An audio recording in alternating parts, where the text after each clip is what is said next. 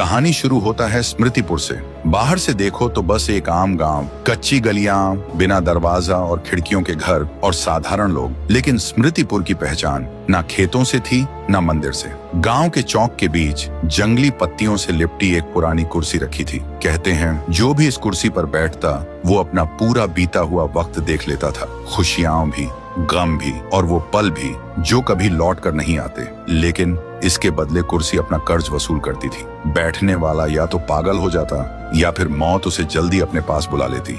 गांव वालों ने उसे मिटाने की बहुत कोशिश की, आग लगाई, लेकिन जब आग शांत हुआ तो कुर्सी को एक खरोंच तक नहीं आया। और गांव वाले जितनी भी बार कुर्सी को जंगल में फेंक कर आते, पर सुबह होते ही वो फिर से चौक के बीच खड़ी मिलती। इसलिए गांव वाले उस कुर्सी से इतना डरने लगे कि उसके पास से गुजरते वक्त कपकपाते हुए निकलते थे। गांव वाले बस एक ही बात कहते हैं, ये कुर्सी इंसान की नहीं, ये कुर्सी किसी और की है। उसी गांव में रहता था एक लड़का, राय स्टार। वो सबसे अलग दिखता था। न शक्ल किसी इंसान जैसी थी, न चलन गांव वालों जैसा। उसका कोई भी दोस्त नहीं था। गांव के बच्चे उसे चिढ़ाते थे, देखो देखो कौन आया, खरगोश आया, और फिर खिलखिलाकर हंसते रहते। और राय स्टार हर बार चुप हो जाता। उसकी आंखें भर जाती थीं और उसके दिल में एक ही सवाल होता, मैं सबसे अलग क्यों हूँ। फिर एक दिन राय स्टार अपने दादाजी के पास जाता है और आंखों में आंसू लेकर कहता है, दादाजी मैं कौन हूँ, मैं सबसे अलग क्यों हूँ, मेरे माँ बाप कैसे दिखते थे, आपने कभी उनका जिक्र क्यों नहीं किया।